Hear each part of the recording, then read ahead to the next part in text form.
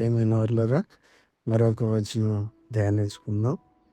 మీరు మీకు తెలియని దానిని ఆరాధించువారు, మేము మాకు తెలిసిన దానిని ఆరాధించువారము. రక్షణ యూదులలో నుండియే కలుగుచున్నది. యోహాను 4:22.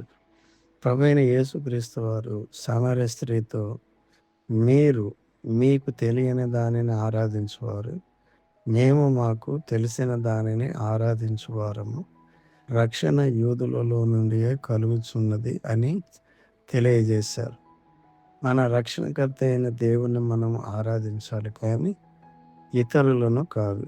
ఈ విధంగా రాయబడి ఉన్నది, నేను సంచరించుచు మీ దేవతా ప్రతిమలను చూచుచుండగా ఒక బలిపీఠము నాకు కనబడెను. దాని మీద తెలియబడిన దేవునికి అని వ్రాయబడి ఉన్నది. కాబట్టి మీరు తెలియక దేని యందు భక్తి కలిగి ఉన్నారో దానినే నేను మీకు ప్రచురపరచుచున్నాను. అపోస్తలుల కార్యములు 17:23. మరియు యెహోవా దయాళుడు, ఆయనకు కృతజ్ఞతాస్తుతులు చెల్లించుడి, ఆయన కృప నిత్యమండును. యెహోవా విమోచించిన వారు ఆ మాట పలుకుదురు గాక.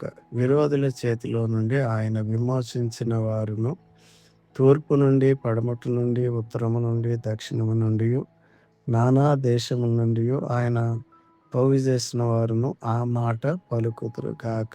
కీర్తనలు 107:1-3.